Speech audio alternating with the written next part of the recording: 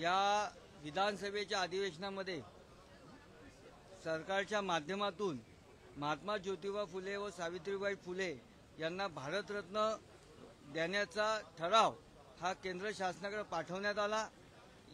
ज्या कसबा मतदारसंघामध्ये सावित्रीबाई फुले व महात्मा ज्योतिबा फुल्यांनी स्त्री शिक्षणाची मुहूर्तमेढ रोवली, तो भिडेवाडा ज्या ठिकाणी त्यांनी पहिली शाळा चालू केली, तो माझ्या मतदारसंघातील विषय असल्यामुळे हा जो सरकारकडे पाठवला गेलेला ठराव आहे त्याचा मला खूप अत्यानंद झाला।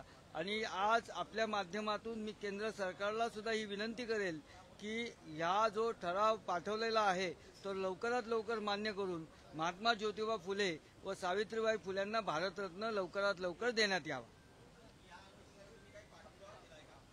आज सरकारच्या माध्यमातून तो ठराव करण्यात आला, केंद्र शासनाकडे पाठवण्यात आला आणि या पुढील काळात मी शासनाकडे त्याचा पाठपुरावा करणार आहे।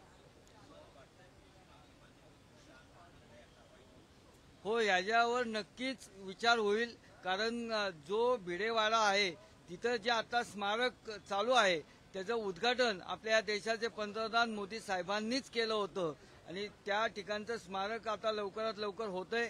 तो ज्या ठिकाणी माझ्याच मतदारसंघात महात्मा ज्योतिबा फुल्यांचा वाडा सुद्धा आहे, त्यांचं सावित्री ज्योतिबाई फुल्यांचं स्मारक सुद्धा आहे आणि त्याला सुद्धा जोडण्याकरता राज्य सरकारने 200 कोटी रुपयाचा निधी दिलेला आहे।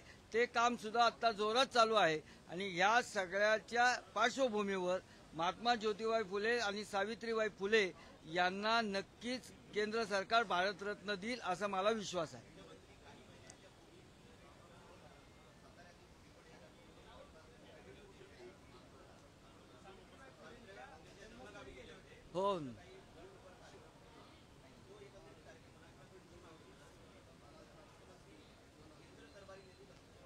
हो नक्कीच। आपल्या राज्याचे संवेदनशील विकास पुरुष देवेंद्रजी फडणवीस साहेब हे याचा पाठपुरावा करून लवकरात लवकर भारतरत्न महात्मा ज्योतिबा फुल्यांना व सावित्रीबाई फुल्यांना मिळवून देतील।